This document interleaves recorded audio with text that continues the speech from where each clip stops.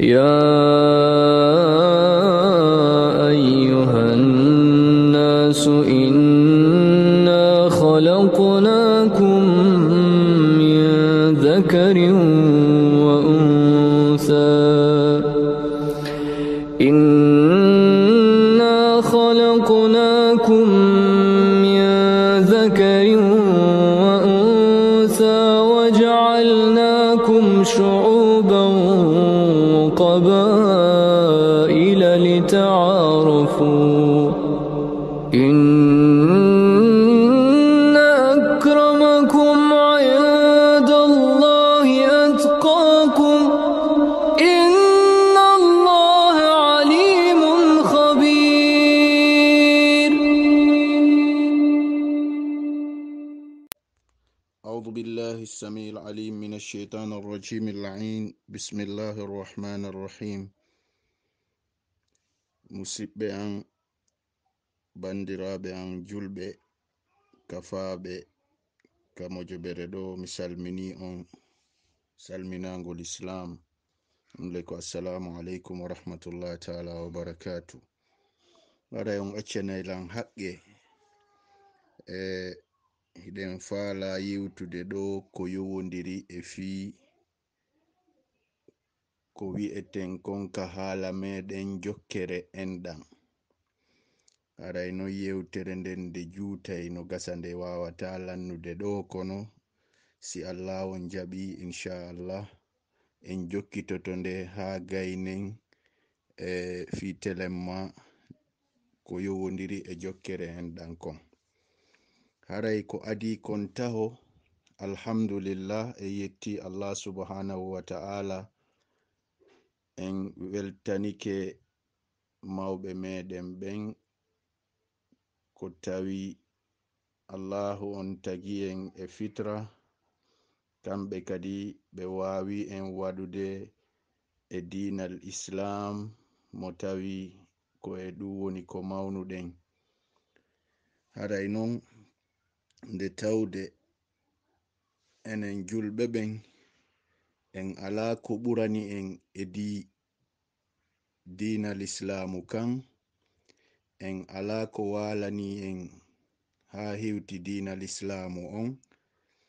ko ɗum waɗi haray ka gurdam meɗen hiɗen hani wonude himɓe ɓe tawata ko l'islamu on woni ko fewjani en ka gurdam meɗen. Si en dari l'islam meɗen on mo nelaɗo Allah sallallahu alayhi wa alihi wa sallam addani en on, en tawai ko diina ko wi'ete kon jogodiral, diina kawtital. Diina islam ko diina social, bimana ko dinun ijtimaiyun, ko diina social, diina wallodiral. Ko ɗum waɗi si en dari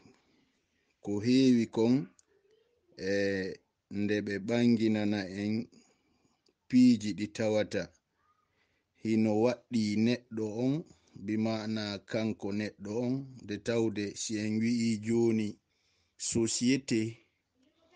société on hino yowodiri gorko e suddiɗo, mana komi fala wiide haray hino fuɗɗi e neɗɗanke on goto, aden goto on. Donc goto, ɗiɗo, tato, nayo ha yeso ko ɗum wonata société. Jonnon l'islamu meɗen on e nder ɓangingol fi ko waɗɗi neɗɗanke on e fi moƴƴingol tafugol o neɗɗo ɗo, moƴƴina mo, nde tawde l'islamu on hina hunde wotere woni ko fandi e tagaɗo wona ndu ɓandu ɗutu woni ko ne'ata. L'islamu meɗen on ko bangeji ɗiɗi woni ko Allahu on okki en, o tawata neɗɗo on no wawi ne'ude hore muɗum. Ko ɗum woni bange arano on ko nduɗo ɓandu neɗɗanke on,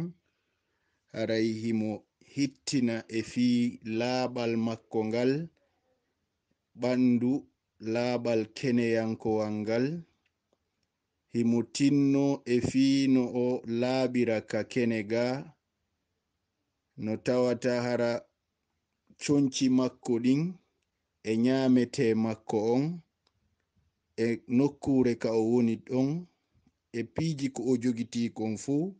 yo ɗum yo taw hara ko laabu ɗum ko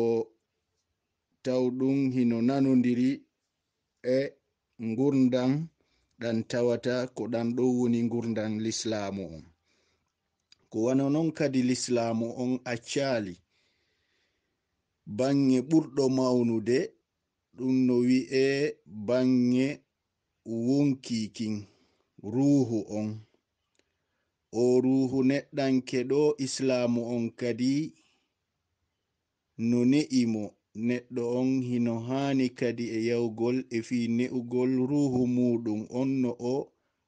hittinirta non e dartugol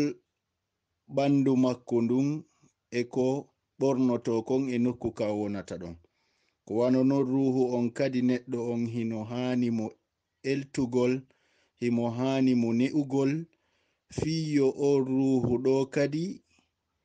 no o ne'irta ɓandu ndun ni ha ndu janɗa ruhu on kadi si o ne'imo ko non kadi kanko kadi o maunirta ha o hewta e nivoji ɗi tawata ko nivoji ɗaɓɓaɗe ɗin ka l'islam. Ko ɗum waɗi haray neɗɗo on ko bangeji ɗiɗi woni ko l'islam o waɗani en. Haray ko bange ɓandu ndun ko ɗum woni madda on materiel on e bange ruhu on ko tawata ko spirituality on spirituel ko tawata kon ko piiji ko tawata ko rewodiri e ruhu on wano ɓandu ndun hatonjiniri non e nyamugol wano ɓandu ndun tawiri non ndu naunai ndu nyaunde ko wano non kadi neɗɗanke on wonki makko kin hino hatonjini e nyamugol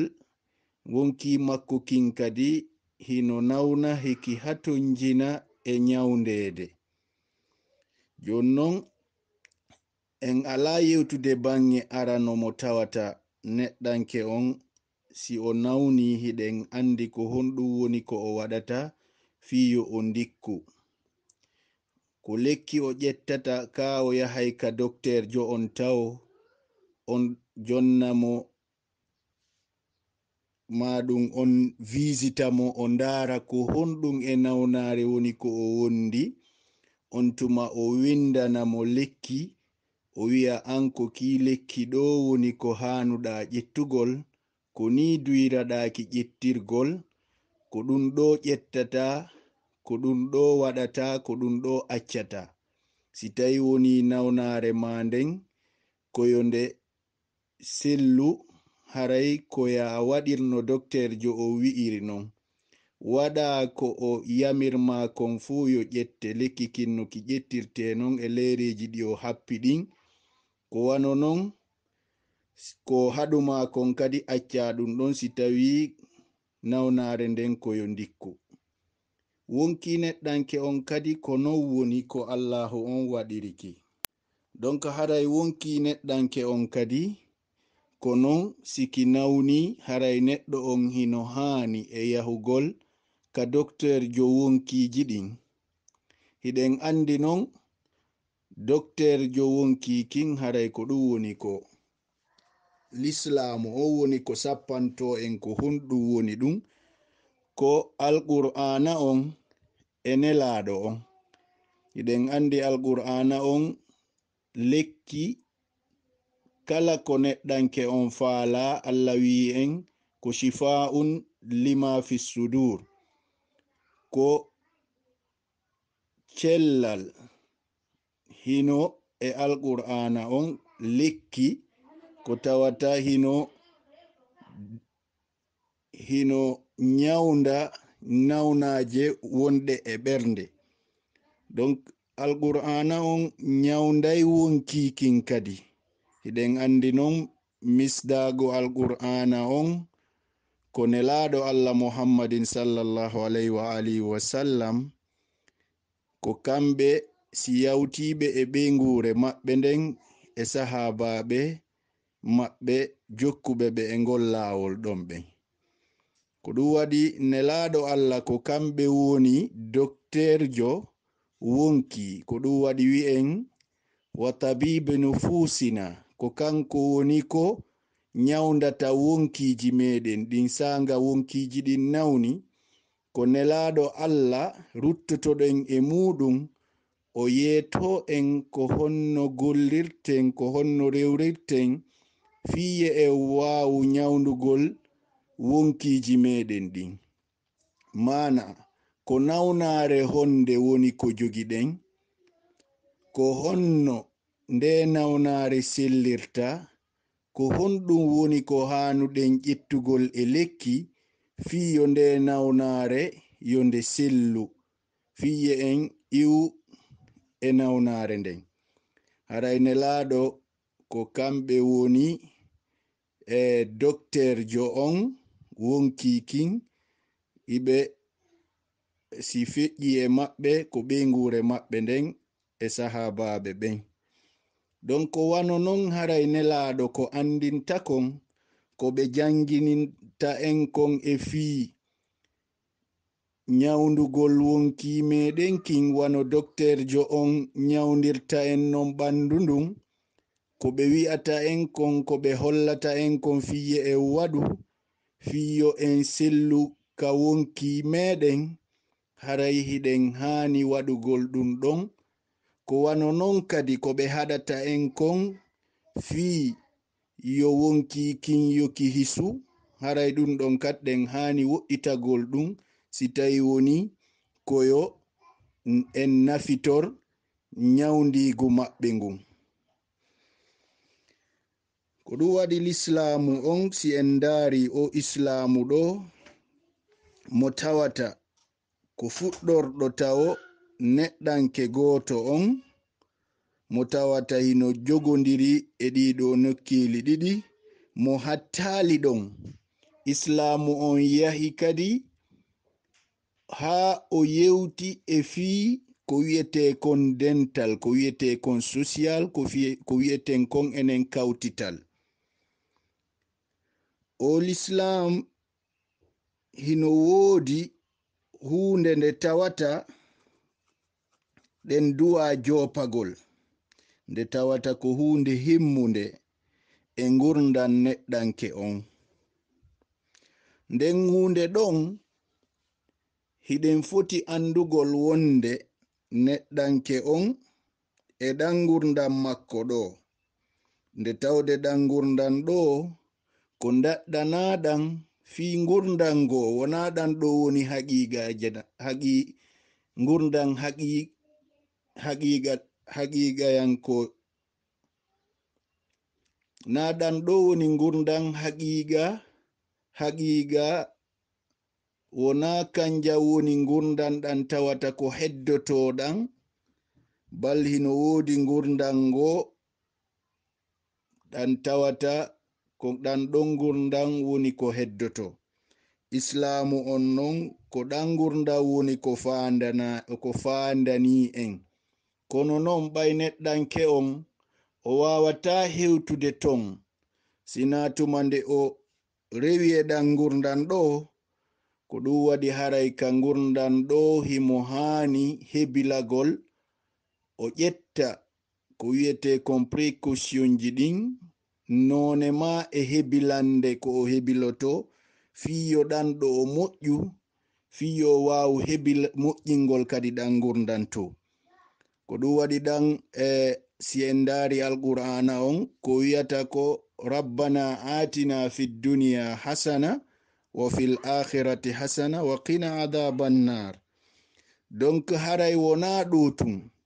haray ko aduna, ko ngurdan aduna e ngurdan lahira. Jonno ngurdan lahira ɗan ko ɗan ɓuri hittude, bal alqur'ana wi'i wonde hiyal hayatu aw hiyal hayawanu, ko ɗan to woni ngurdan ɗan ɗo wona ɗan hi'eten ɗo enen sikken ko ngurdan, wona ɗum woni ngurdan. hiɗen andi neɗɗanke ko non o wayi. Neɗɗo giba nyande o toɓɓa ka reedu yumma makko, o woni ka reedu ton,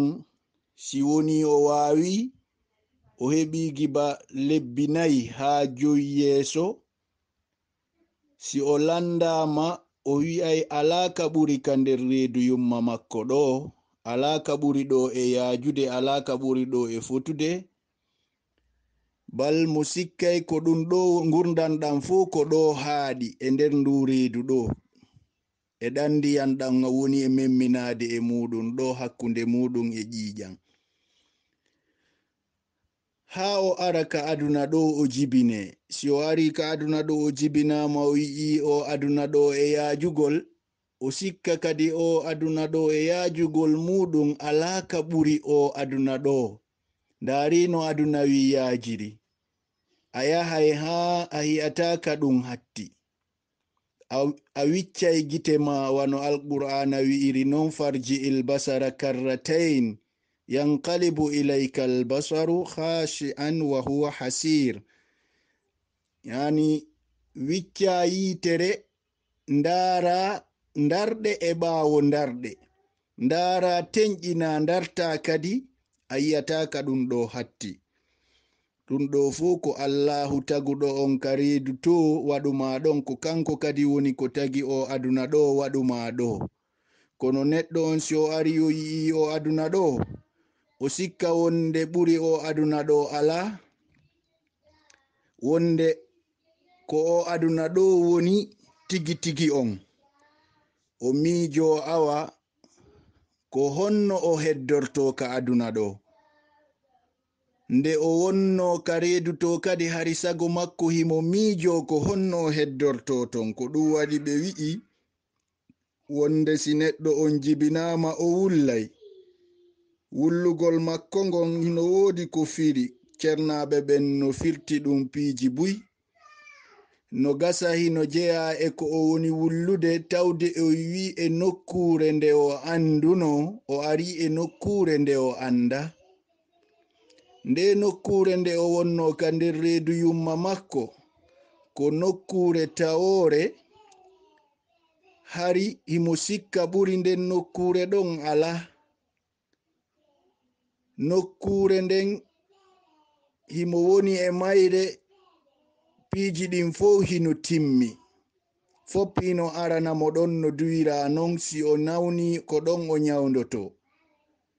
si o welama o nyamai ɗon, ko ɗon o yata hurgo, ko ɗon o waɗata piiji ɗin fo.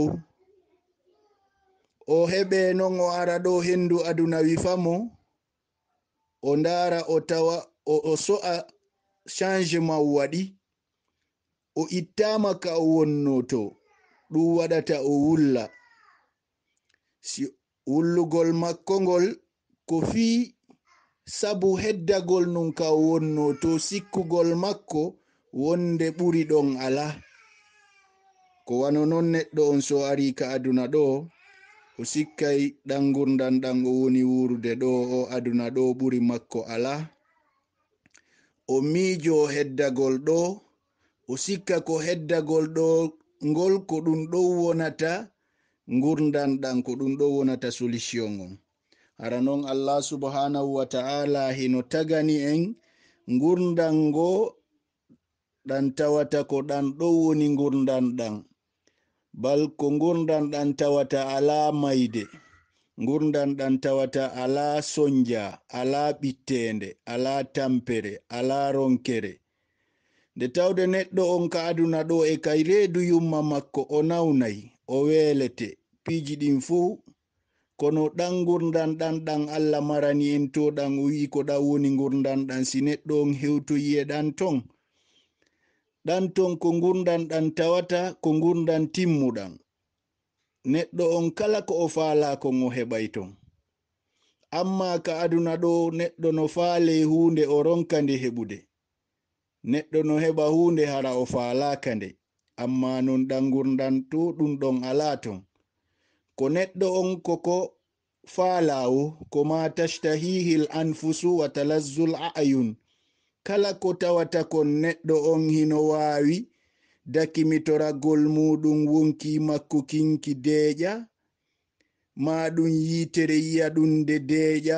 ɓuttu ɓernde heɓo ɗum ko to woni ko heɓoto ka aduna ɗo neɗɗo on yiyay piiji buy o yiyay mettefoji ɗi tawata haqqille wonki makko kin tawata walanaki ɗum o yiyay piiji gite makko ɗen tawata walanaki ɗum ma o ronka ɗum heɓude amma non to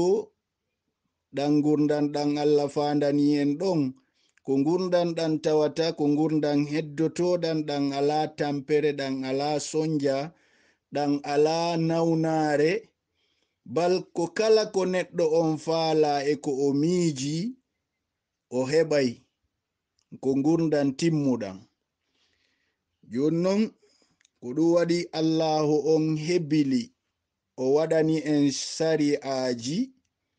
o jonnine laaɗo on ɗin sari'aji fiyo addan en ɗi ka aduna ɗo fiye wawu wurgol e ɗin sari'aji ɗon wawen nafitoragol aduna on en même temps wawen heɓugol nde fandare nde o fandani en ton o wi'ine laaɗo on inna ja'alnaka ala shari'atin min al amri fattabi'ha min waɗima e sharia e jokku on sariya mo min waɗoma e mum ko ɗum waɗi haray nelaɗo on kanko koye ɗum woni ko o wuuri bal nelaɗo Allah sallallahu alayhi wa alihi wa sallam ɓe sincano goɗɗum ɓe sincata bal ko fattabi'iha ko ɓe jokkunoɓe ko sariya mo Allahu o waɗani ɓe on fi gurdan ɗan ko ɗum wanno tawi kamɓe fi gurdan aninaɓe gurdan aduna ɗo ko ɗum wanno tawi nelaɗo Allah sendari gurdan maɓɓe ɗan kamɓe na ɓe wonnoɓe dogangol aduna wona fi dogangol aduna wonno haaju maɓɓe wona fi heɓugol aduna wonno haaju maɓɓe bal aduna on weɓitaninoɓe ɓe wi aduna on yahu ton de tawde kamɓe ɓe andi haqiqa on wona ɗo haqiqa on ko ɗan gurdantoɗe jonnon Allahu on waɗi ɓe o sariya ɗo ɓe jonni ɓe kono wona fi nelaɗo tun koyo nelaɗo addan en enen mofte maɓɓe ɗen enen tagore makko nden fiye en nafitor enen kadi fiye en wuru ɗan gurdan nelaɗo on fiye en eto nyembintingol haysi en wawata wurugol ɗum ɗon kono etoɗen yo en nyembintin ɗan gurdan nelaɗo on ɗan o wuri ɗon fiye en wawu hewtugol e nden nokkure ma e ɗin martabaji ma e ɗan gurdan ɗan nelaɗo on wuruno ko ɗum waɗi alqur'ana on no wi'a en wonde laqad kana lakum fi rasulillahi uswatun hasana liman kana yarju llaha wal yawmal akhir si en mijitike o aya ɗo en taskike mo Allahu on ko wi'e wondema laatanike on o nelaɗo ɗo uswa ko ɗum woni jokkorgal nyentinoteɗo moɗon kono ko fi honɗum hadafon eske ko ka aduna ɗo o ko liman kana yarjullaha wal yawmil akhir ko tawɗo on kanko ko o faami ma ko o faala ko honɗum ko jortagol Allah bi mana ko hewtugol ka Allah kanko fandunde makko nden ko Allah subhanahu wa ta'ala mo andi si o heɓi Allah haray o heɓi si o faɗi Allah haray o faɗi liman kana yarjullaha wal yawmal akhir kala tawɗo hino faala heɓugol Allah heɓa lahira makko on haray ko honɗum haray yo o jokku o nelaɗo ɗo ko o nelaɗo ɗo woni ko o addani en ko jokken ko tawata si en jokkimo en hi'ata si wona moƴƴere aduna e lahira ko ɗum waɗi haray mo jonni mo o waɗay mo e sharia o addani mo nelaɗo on jonni en ɗum ɗon nelaɗo on jangini en ɗiɗo wi'i wonde aray enen kadi ko e wonu e ɗum ha wawen hewtude e nivoji ɗi allahu on ɗaɓɓiri en ɗin no jeya non e ɗum ɗon on sharia mo allahu on waɗani en honɗum gurdan ko wiyete kon gurdan social ɗan alhayatul ijtimaiya gurdan social wuridugol hakkundeji me'en gurdan moƴƴan gurdan kafaɗan si Allah jaɓi en arta e oɗo aya e kañum e ɓangingol ko honɗum woni on ko islamu on fandani en ɗon e ɗan gurdan ɗan tawata e wi'i ko gurdan social nde tawde e gurdan neɗɗo on ɗo ɗum ɗo fof wano jangirɗen aya on ka Allah wi'e wonde haray ko en nyentin nelaɗo walla nelaɗo wonani en nyentinorgal fi en hewtu honɗum e hadafuji meɗen ɗin hadafu arano on ko honɗum ko hewtugol e Allah yarjullaha ɗimmo on ko yawmal akhir heɓugol lahira moƴƴo joni non neɗɗanke on ko ɗum waɗi si en daari gurdan ɗan ɗo haray hadafu on ko honɗum ko hewtugol e on ko wiyete kon malal ko ɗum alqur'ana o wi'i non joni fi hewtugol e on malal ɗon haray neɗɗanke on ka gurdan makko ɗo ko ɗum o hani dogangol wa fi zalika falyatanafasil mutanafisun haray si tawi himɓe no wodi ko poɗodira e fi muɗum ka gurdan ɗo woni yimɓe ɓen ino faala poɗodirgol e fi hunde iɓe faala rivalizude hakkundeji maɓɓe wota ɓe ndaru madda o aduna ɗo ko goɗɗo woni heɓude ka aduna ɗo si wona hara ko heɓiri kon aduna on ɗo ko fi yo heɓoy ɗan gurdan to haray yo o suno fi heɓoygol o lahira to ko ɗum waɗi alqur'ana o wi'i wa fi dhalika ko fi heɓugol on ngal malal ɗon haray neɗɗo kala ko ɗum duwa poɗodirgol e muɗum wona fi piwoy aduna kaari no ɓuri lan goɗɗum kaari no heɓi goɗɗum min mi heɓali kaari no mari jawdi mi ala kaari no mari oto kaari no mari suudu oɗo Allah no weɓitanimo no wona ɗin piiji an haray ko honɗum duwaɗa famude ko wonde Allah subhanahu wa ta'ala on ko fandanima ko ngal malal ɗo ko fiya hewtu e ngal malal ɗo haray ko fi ɗum ɗo duwaɗa poɗodirgol e goɗɗo fi hewtugol e ngal malal ɗo ngal ɗo non hewtugol e ngal malal ɗo ko ɗum ɗo woni hunde ɗaɓɓande nden ka aduna ɗo ko ɗum ɗo woni ko tawata neɗɗanke on si o hewti ɗum ɗo haray o hewti malore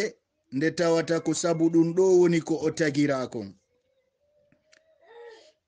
neɗɗanke Allah subhanahu wa ta'ala no o tagiri mo non o tagiri mo o waɗi mo e fitra be ma'ana fitra ko ko wiyete kon ko naturel ne Allah tagi mo e fitratu tawhid wano jangirten non ka aya ka o wi to wonde Allah subhanahu wa ta'ala on o wa iz akhadha Allahu min bani adama min zurriyatihim on aya ɗon mo Allah subhanahu wa ta'ala o wi'i e wonde yi en janto tumande o ƴettuno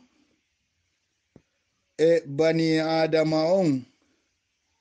immorde e ɓiɓɓe maɗum e zurriya annabi adama on nde ƴettuduno e maɓɓe ahadi on aya ɗon mo ɓe wiyata ko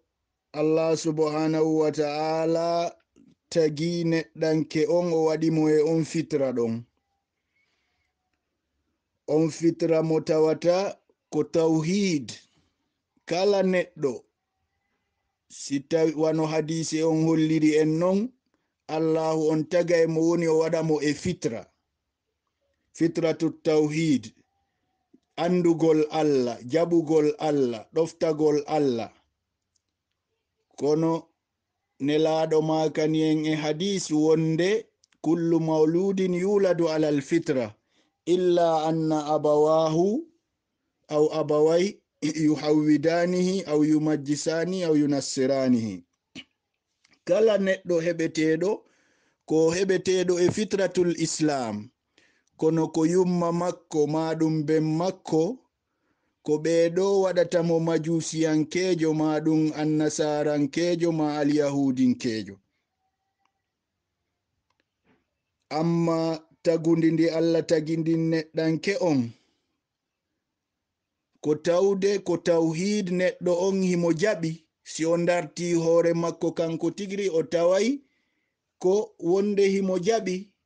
ko suwatti himo jaɓiri takwinan ma himo jaɓi tashri'an. Sabuna Allahu on holli en sanurihim ayatina fil afaqi wa fi anfusihim hatta yatabayyana annahu alhaq, hatta yatabayyana lahum annahu alhaq. Allahu on hino sati hollugol en honɗum mandeji makko ɗin, mandeji makko ɗin e tagoreji makko ɗin e ko o tagi kon o accani en ɗo e o aduna ɗo. Fiyen hiwɗum wawen taskagol fama wonde hino wodi taguɗo ɗum ko Allah subhanahu wa ta'ala. Ko wano non kadi neɗɗo on si o ruttike hoore makko tigi tigi o ndari hoore makko, mo wawai andude wonde hino wodi ko tagimo, kon ko tagimo ɗon ko Allah subhanahu wa ta'ala. On ɗon non hino hana yettede. Haray neɗɗanke on koye o fitra ɗo woni ko Allahu on tagimo. Fitratul islam onno fitratul tawhid. Jon non nelaɗo on addani en ko wiyeteɗo l'islam, mo tawata ko on Allah woni ko o suɓani en, o jonni nelaɗo on o wiye en jokkuye en jogi to nelaɗo on nyentinal walla nyentinteɗo fiye wawu hewtugol e ko wiyete kon malore, nde tawata ko ɗum ɗon hani neɗɗo kala ko ɗum hani dogugol e fi muɗum. Jon non neɗɗanke on e on fitra mo Allah tagi mo ɗon, himo jogiti ɗum ɗon e makko. Neɗɗo on ko e ɗum woni ko woni e dogude, ko ɗum woni ko o faala fi hewtugol non e nden nokkure ɗon. Hewtugol e nden hunde maɗum e on daraja mo tawata si on tigi hewti ɗon ko ha ɗo woni timmangal, ko martabaji towuɗi,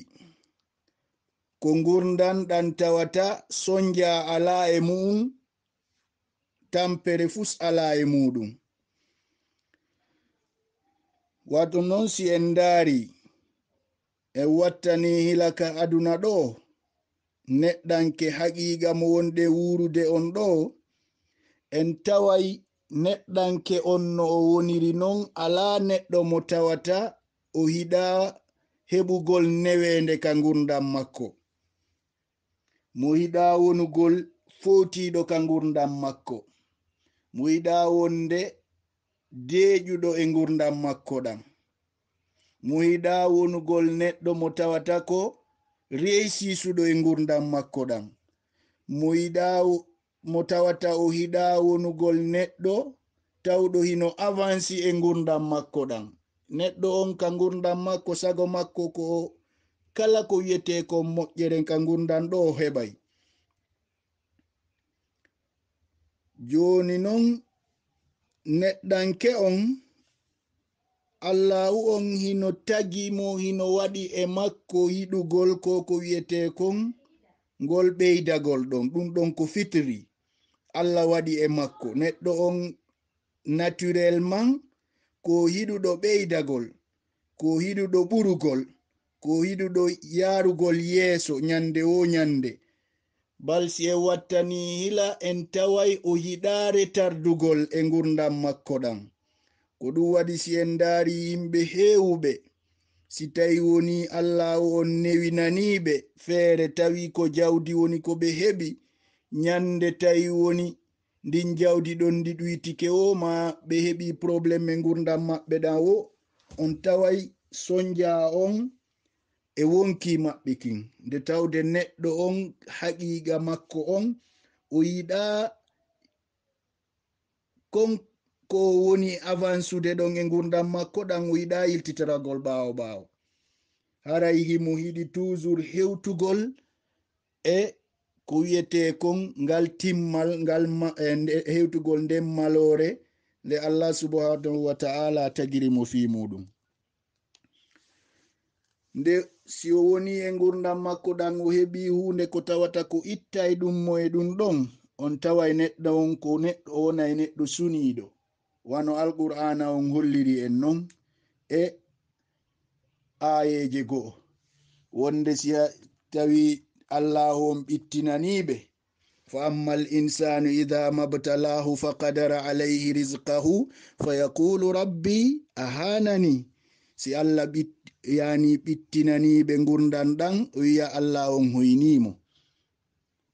wa amma al insanu idha mabtalahu si allah on jarribike mo, sabuna ngurdan aduna ɗan ɗo ko jarrabuye, so jarriburike mo sonja e ngurdan ɗan nawnare ma sattende, neɗɗanke on kanko ko on ɗum aray himo ɓitti himo ɓiɗi. Nde tawde non nde wonde neɗɗanke on allah hino jarribomo ka aduna ɗo, hara jarrabuye on ko fiyo o wawu non hewtugol e nden malore ɗon. Kono nde tawde neɗɗanke on ko majjaɗo, kanko sago makko e konko o faala hewtugol ɗon koyo o yahu hara o yi'ali sattende e ngurdan ɗan. E hore non ɗum ɗon ko contraire. Alqur'ana o yetike en ya ayyuhal insanu innaka kadihun, an neɗɗo ko a sonjiɗo, ko a tampuɗo ka aduna ɗo, kono non tampere maɗa nden fiɓay aduna ɗo ko tampere, e to yo taw hara tampere ma nden ko fi allah wonani. ila rabbika kadhan, haray tampu jaɓu tampugol, kono ko fi hon ɗum tampir fi hon ɗum famulaqihi. ila rabbika kadhan, tampu e fi heɓugol allah, ila rabbika kadhan famulaqihi, haray fi hewtugol allah non ko on non ko hewtugol konko wiɗen ɗon malore nden. Haray aduna on ɗo ko ni woni ko allahu on waɗiri e ngurdan neɗɗanke on.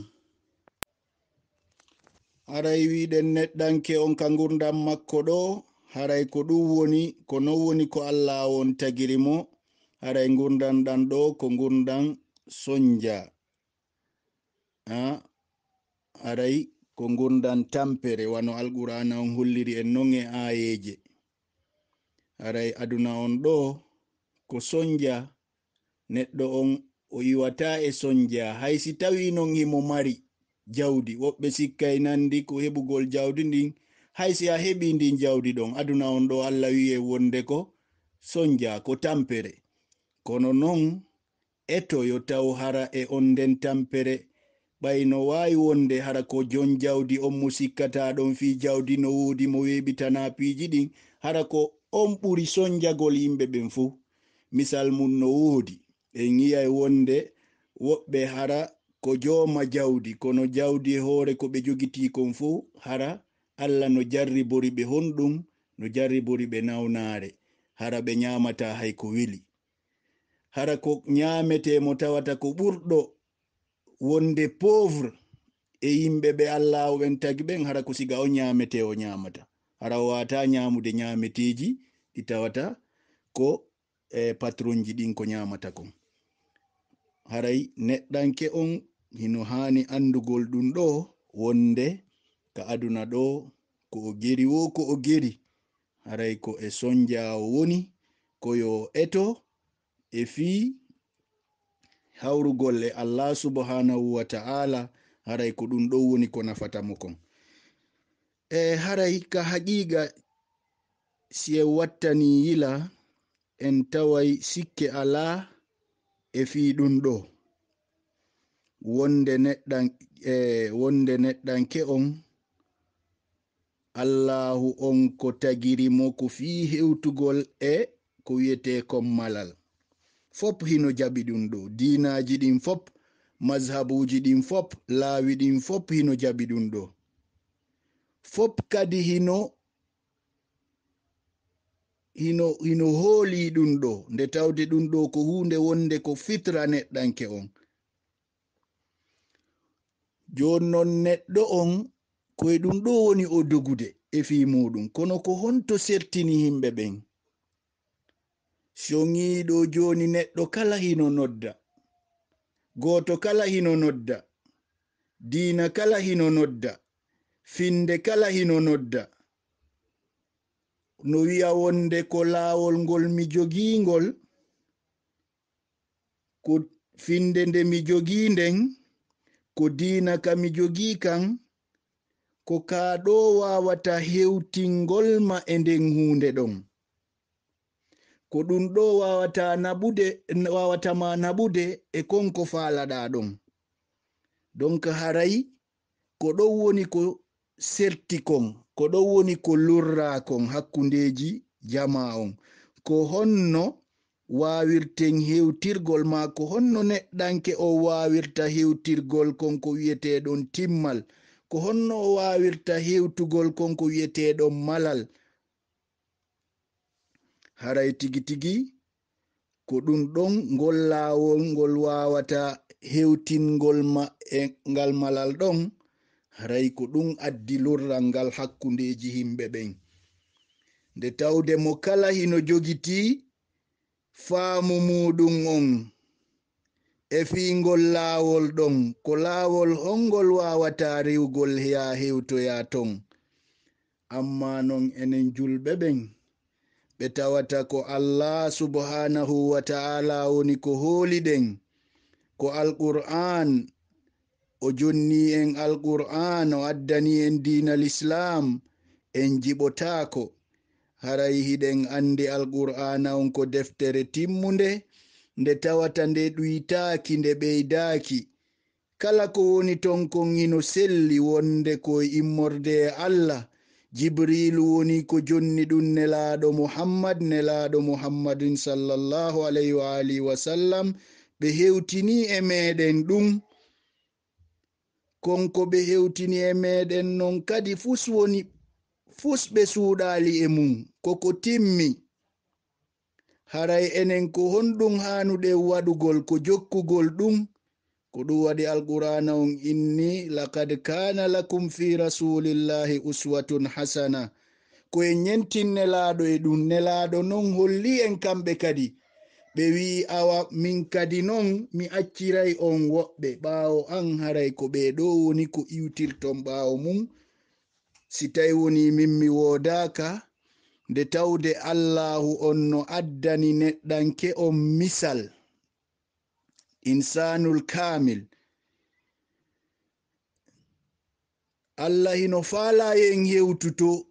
neɗɗanke on non Allah tagimo e nokkugo wi ko da'if, o neɗɗo wonɗo da'ifu ɗo, ko ma tawa hara himo waɗi e haqqille makko lo'ere makko nde nokku ka o faala hewtude to o hewtaymo, Allah addanimo honɗum ko wiyete kon symbol ma ɗum exemple, neɗɗanke wawɗowa makko tawowo wawai hewtugol ma hewtiɗin martabaji ɗon fi poɗugol mo kankadi naɓa mo e ɗin ɗon. Neɗɗo arano on ko nelaɗo muhammadin sallallahu alayhi neɗɗo arano on e ɗum ko nelaɗo muhammadin sallallahu alayhi wa alihi wa sallam. Neɗɗo ɗimmo on e ɗum ɗon ko hombo ko ɓeygure maɓɓe nden nelaɗo allah ɓe maaki wonde si feƴƴi lammin kadi haray fiyo wawu hewtugol e ngal malal ɗo haray mi acciri on kaariɓe. Haray non ɗum ɗon kadi dalillaji mum hino woodi ka alqur'ana, hino woodi kadi ka sunna nelaɗo selluɗo on. Kono ɓay haray yewtere meɗen nde wona fi ɗum ɗo en joopi tun wondema allahu on addani en kadi ɓen ɓe tawata ko nyentinteɓe meɗen, ɓe tawata ko exemple wonande en, ko tintorgal wonande en. Neɗɗanke no wawi hewtugol ɗum seede mum e ino ɗo modelji moɗon ɗin ɓeɗo ɓe hewti, onon kadi ko yo wakkilo hewton ɗon. Haray inchallah yewtere nden ko continue nde ɓay juutay fota wawata gasude ɗo e jonde wotere. Aray hande on e yondinoray ɗum ɗo si allah on jaɓi e sa'iji aroji ɗin continue ɗe yewtere meɗen nden wawen heɓugol nafoore e muɗum, anden ko honɗum woni ko allah subhanahu wa ta'ala ko eɓɓani en e fi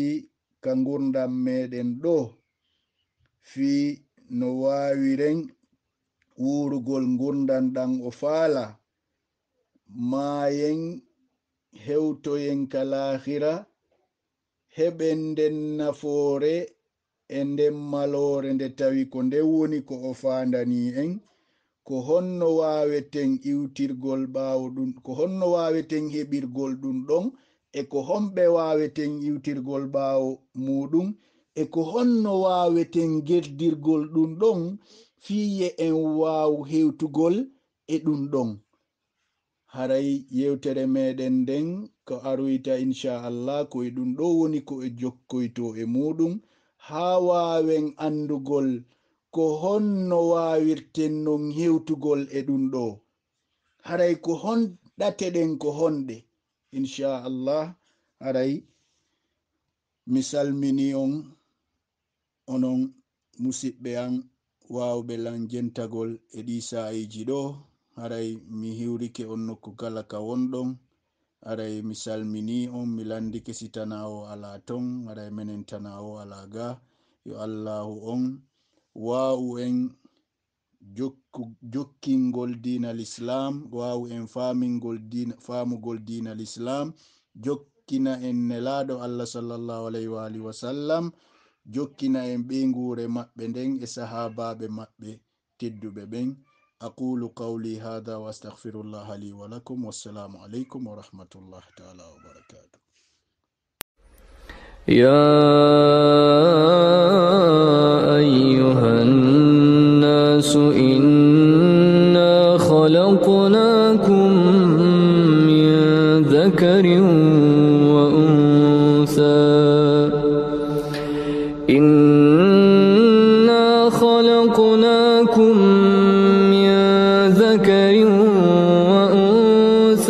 وجعلناكم شعوبا وقبائل لتعارفوا